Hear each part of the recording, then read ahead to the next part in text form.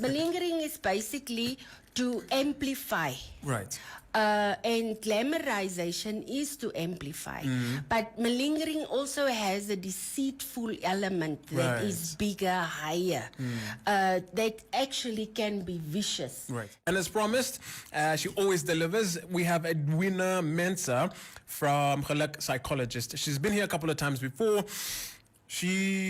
I try not to say much to her because I sometimes feel like she's psychoanalyzing me, but I think it's all part of the process. Now, we are talking about glamorizing mental health, and this speaks to the romanticizing of mental illness. This was essentially a talk that was held by one of the intern psychologists, Counselor Cindy Lee Koopman, where she spoke on the national broadcaster, the NBC, on March 14th. Sorry, I'm out of breath. I was running around. But we do have Edwina to just expand and expound on that particular conversation, because when I read it, I was like, we actually do this. And so much so that I felt a bit guilty, because I was like, yeah, I've done this one. I've definitely done this one. Edwina, good morning. Thank you so much for availing your time and for coming through. We really, really, really appreciate you and the work that you're doing. And goeiemorgen. Goeiemorgen van Geluk. Hearty good morning, Mo. I'm super psyched always to be here, especially in this weather. I feel alive and vibrant. I can see the energy is just, you're just oozing that je ne sais quoi, that, what do they say? If a man starts speaking French, it's alive in the studio. Edwina, look, for our listeners, for the benefit of our listeners, what exactly are we talking about when we say glamorizing of mental health, or mental illness rather? Yes, the glamorization is the false, minimized, and sensationalized portrayal of mental illness in social media, which you are guilty with. Yeah, definitely. Yeah. Newspapers, radio, television, news, magazines, movies especially, music and advertising. Right. I am down in the dumps. I don't know what reps are. And it will become very dangerous if I start singing. So we create this perception that being mentally ill is cool. Or that one doesn't need therapy, psychotherapy for that matter. And it's evident in the rise of self-help gurus. Now, there's a place for our self-help gurus and colleagues, because not everybody can access professional mental health services. But a lot of our, let me call them, non-professional colleagues can do a lot of harm. Right. Because they were not trained in depth. And you talk about compounding. We were pounded into the science of psychology and proper psychotherapy. Believe me, it was like going to the NDF for military training. So it's not just about Dr. Google and putting a few symptoms in there or feelings or questions, and there you go. So corporations also jumped on it, especially with the pandemic and the COVID-19, by sensationalizing and announcing their advocacy and involvement in mental health activities, which is great. But what is the modus of operandi? What is the agenda behind it? Is it as sincere? Is it as viable? Is it as efficient as we would like long-term, durable, sustainable mental health growth for our nation? And then the selling of their concerns for the well-being of the employees. Yet today, with petrol and I don't want to jump on that bandwagon, poverty on the rise, hunger on the rise, we say we care for our employees, but people are retrenched left, right, center. And I have seen with retrenchments that people don't even call in a counselor or a self-help guru to come and emotionally assist the people in this grave life event into transition and adapt to it. And then the gains of approval from the public eye. It's now politically correct. It's like we had that phenomenon, especially in Africa, Namibia, where we would do community charity work. But like we say, the camera is everywhere. Now, you the expert, you can tell me your take on it, but they say when we truly, sincerely want to make a difference in the community, whether it's in the corporate organization, Right. or in terms of serving our clients, that it should be done to make a difference, and it should not be done for publicity. Yet, we cannot always get away from publicity. Right. Like right now, people might feel I do this as a publicity stunt and not for psychoeducation. Right. So there is a fine line, and one can't always distinguish which one it is, because being in the public eye, you do get the message out there, and you as the media has a very important role in that advocacy part. Right.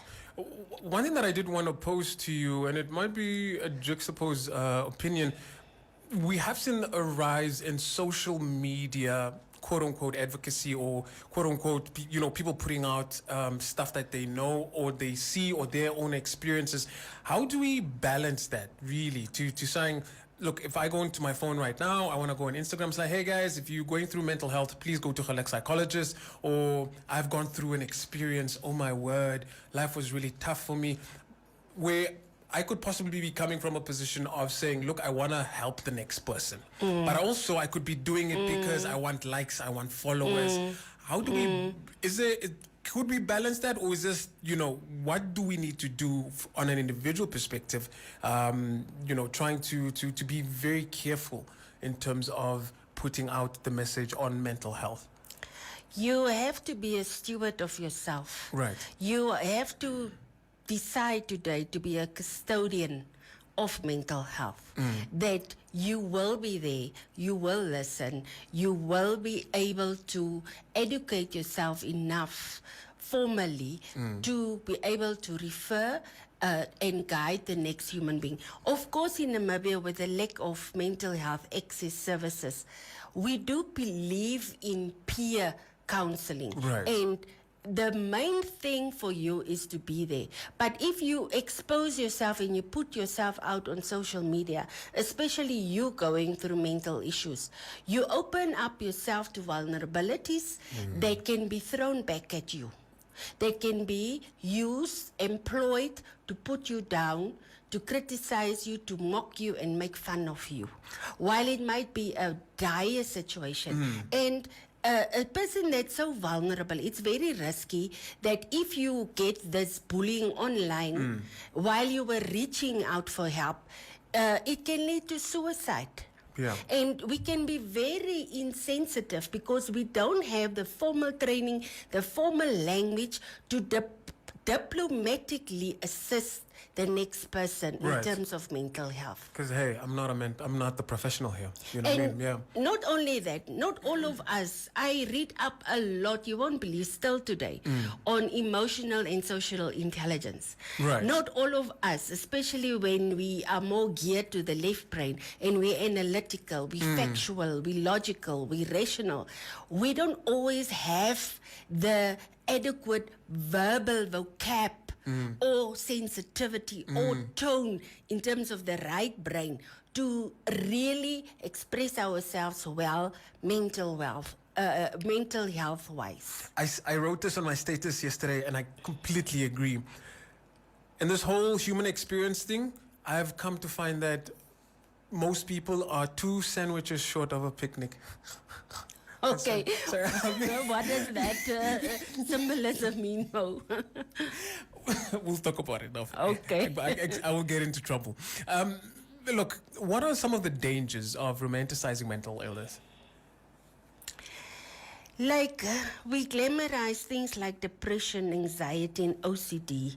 It's portrayed as mere sadness or extreme nervousness or that you are just hyper, and we joke about it. Even it happens in my practice. Eloquently, we would refer to it. It has become a discourse, a way, a narrative of speaking about mental health. And it can really feed us misconceived narratives about mental health. Either that it is cool, or either that you are so dilapidated that you cannot function at all. And it affects our children and our adolescents that are still learning, and that's so impressionable. The messages, the true messages and the fake messages. And these fake claims of mental illness can rise because we can keep on feeding that misconceptions. And in the corporate settings, employees make use of mental illness as an excuse, and then we as professionals have to carry the brunt. I have daily inquiries of why I provide people with sick leave certificates. While some of us do it with integrity, others just do it to get out of work because they want to do something else, type of thing. And the rest of us have to be disadvantaged for those absenteeism, sick leave, and special treatment. Also, education and awareness-wise around various mental illness. There's not only depression, there's not only anxiety, there's not only schizophrenia running around naked in the street. There are other dire mental illnesses that affect our lives every day. And most of us, we don't have such grave mental health issues, and that's why it slipped through the cracks, and we don't get treatment for it. While we can have a healthier society if we do not glamorize it, that you are now hitting rock bottom. Right. Look, we are running out of time, but something that I did want to get to you is how is romanticizing of mental illness damaging to people suffering from these mental illnesses? The statistics show, Mo, that suicide rates escalate after sensational media coverage, like I mentioned before, like the Chelsea crisis situation. And not seeking appropriate treatment due to misinformation of how mental illness should look like or how you should handle it, get over it, you're strong, you're resilient, you're positive. That false, that false positivity can lead you not to seek mental health. And 745 Namibians took their lives between January 2020 and June 2021. This is recent statistics. Sure. And we just sure like most, I have to put you on the spot, but we are losing lives. We are.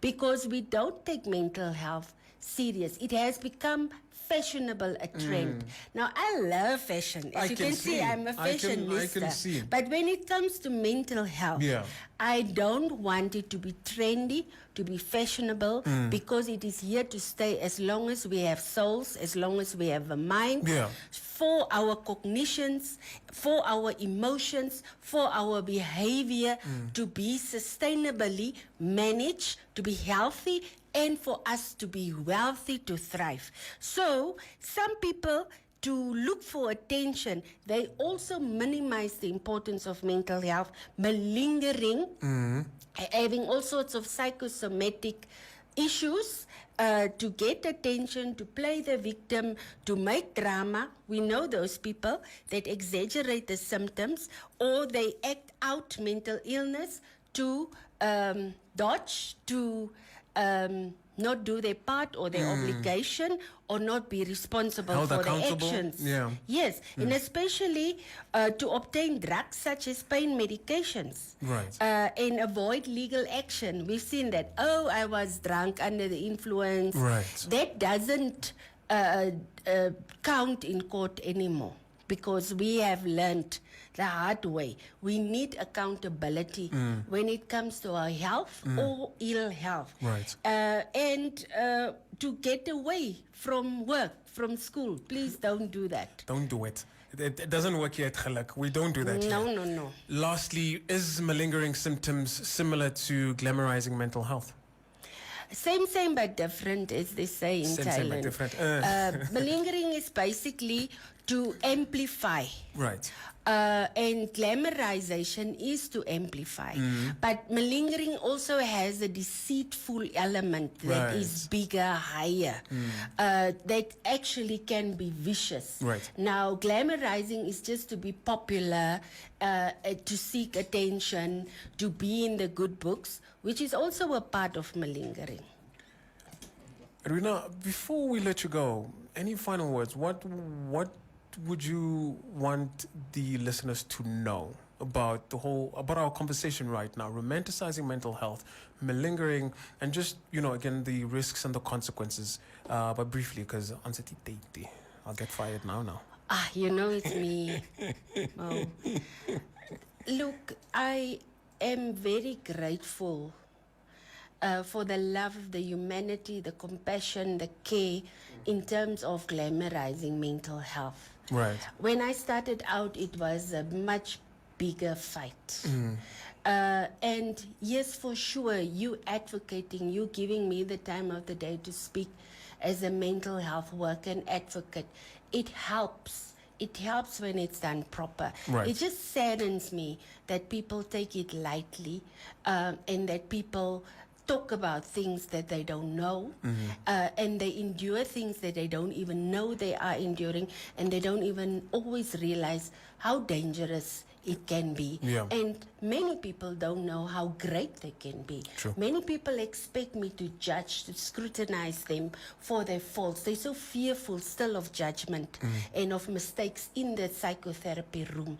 But when you affirm them and you show them the diamonds in them and they start to shine, you won't believe the glint in their eye. You won't believe how people become alive. And that is what is saddening me, that Namibians are not becoming more and becoming what they were born to be. I was just thinking about Namibia, land of the brave, our independence, and I was like, yeah, man, we have the goods. We have the skills. We do hard labor. We do soft labor. We are versatile. We are creative, and we have different forms of intelligence that we can apply ourselves. And we are growing with all the push and pull here in Zimbabwe, and I am still very proud of us. And our mental health for sure can improve. Right. You're gonna make me cry. Thank you so much, man, Edwina Mensah from Geluk Psychologist. It's been a very, very interesting conversation. So much so that I'm going to check myself now when I say anything on my socials regarding mental health. Maybe even just stay away. But no. I'm not saying that's that. I mean, stay away in terms of the posting. And if I'm not sure of the facts, I will be like, you know what? This is not my area of expertise. In as much as the intention was good, let me get expert advice and then I can post it. And you don't need to be a psychologist and qualified to be an expert. Just get your facts in order, verify your facts, and be diligent, be cautious in what you have to say in life, and let it matter. Let it matter. Thank you very much, Edwina Mensah.